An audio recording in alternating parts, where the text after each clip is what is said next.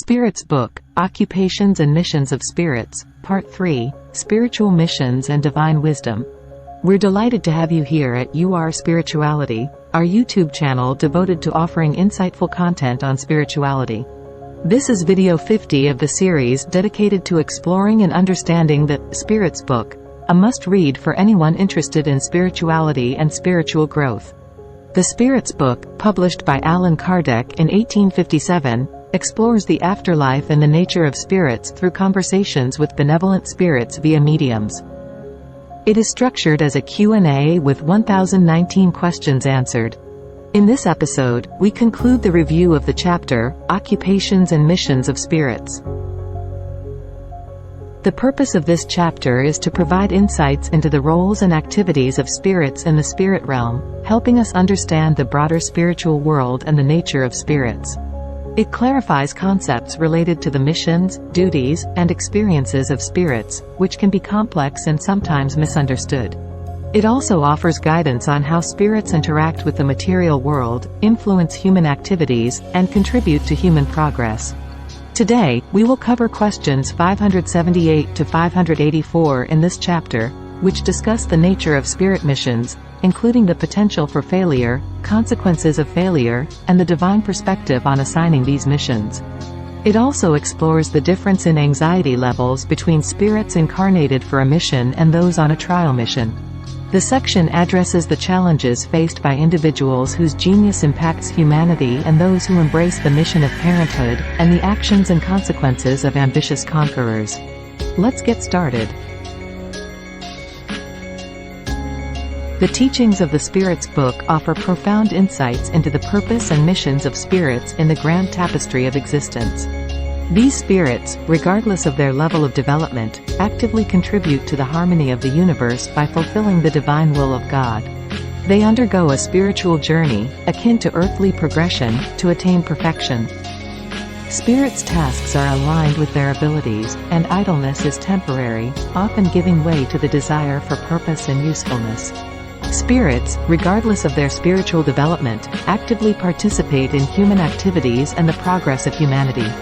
Their missions, guided by divine will, are diverse and extend from personal guidance to societal betterment. Idleness in spiritual life can result in hardships and challenges, stemming from one's own choices and experiences. Spirits' missions may be predestined or gradually revealed, depending on the individual and circumstances. It's possible for a spirit to fail in their mission, particularly if they have not yet attained a high level of spiritual elevation. When such a failure occurs, the spirit must begin their task anew. This is their form of reparation. Additionally, they will bear the consequences of any harm resulting from their failure. You might wonder how God, the source of these missions, could entrust an important and universally significant mission to a spirit that might fail. However, God comprehends the outcome in advance. He knows whether his mission will succeed or not.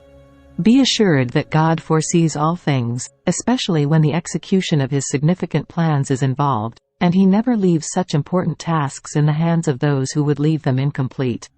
The challenge for humans lies in understanding God's foreknowledge of the future, a concept that is beyond your complete comprehension. When a spirit incarnates with a mission to accomplish, they do not experience the same level of anxiety as a spirit whose mission is a form of trial. This is because the incarnated spirit benefits from past experiences and wisdom, which guide them in their mission. Regarding individuals who, through their genius, enlighten humanity but also disseminate errors, their missions should be viewed as having been distorted by their own actions. They may not have fulfilled their mission as effectively as they could have. However, it's important to consider the context in which they lived. These individuals often had to convey their ideas in accordance with the prevailing beliefs and knowledge of their time. What might seem like errors or naive ideas in the light of later eras could have been adequate for the period in which they lived.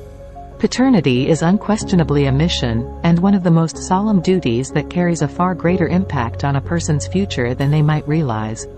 God has entrusted parents with the guidance of their children, aiming to steer them toward the path of righteousness. The child is deliberately made with a delicate and impressionable nature, making them highly receptive to new influences. Interestingly, many parents put more effort into tending to the trees in their gardens, ensuring they yield bountiful, high-quality fruits, than they do in nurturing the character of their own child.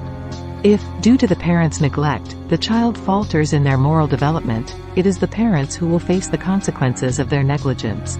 The sufferings the child may endure in their future life will reflect upon the parents, as they have not fulfilled their role in aiding the child's journey towards happiness. If, despite the best efforts of parents, a child goes astray, the parents cannot be held responsible. In fact, the more challenging the child's temperament and the greater the effort the parents put into guiding them away from a destructive path, the more significant will be the reward for the parents if they succeed in leading the child toward a better life. Conversely, if a child becomes a good and virtuous individual, even in the face of parental neglect or poor example, the parents may still receive some benefit. This benefit comes from the fundamental justice of God, who takes into account the complexities of each situation and acknowledges the positive outcomes despite adverse circumstances. The mission of a conqueror, driven solely by ambition and willing to inflict calamities to achieve personal ends, is often an instrument used by God to fulfill His broader designs. These calamities, despite their immediate negative impact, can sometimes serve as a catalyst for the rapid advancement of a people. The conqueror may not have directly sought the greater good resulting from these temporary hardships, as their initial motivation was personal gain. However, each spirit, whether in the material or spirit state, is judged and rewarded based on their actions and intentions. This includes the good they intended to do and the purity of their underlying motives. In the spirit state, different spirits have diverse occupations aligned with their level of spiritual development. Some traverse different realms to gain knowledge and prepare for reincarnation. More advanced spirits contribute to progress by influencing events and inspiring geniuses who advance humanity. Some return in a new incarnation with a mission of progress, while others serve as guardian angels for individuals, families, and societies. Some even oversee natural phenomena as immediate agents. The majority of less advanced spirits participate in human activities and enjoy our amusements. Impure and imperfect spirits, however, endure suffering and anguish as they await opportunities for advancement. If they cause harm, it's often driven by resentment toward the happiness they've not yet achieved. In conclusion, this section of the Spirit's book explores the intricacies of spirit missions. It addresses the possibility of failure in these missions, where spirits must then make amends. It highlights that despite human confusion, God assigns missions with divine wisdom and foreknowledge. It also underscores the influential roles of individuals and parents in the larger journey of spiritual progression. Furthermore, it recognizes the potential for transformative growth in seemingly negative actions, such as those driven by ambition. The section concludes by emphasizing the diverse roles spirits, at various stages of development, play in the broader narrative of existence, ranging from active involvement in human affairs to enduring suffering in anticipation of spiritual advancement. And this concludes our review of spiritual missions and divine wisdom as presented in the Spirit's book.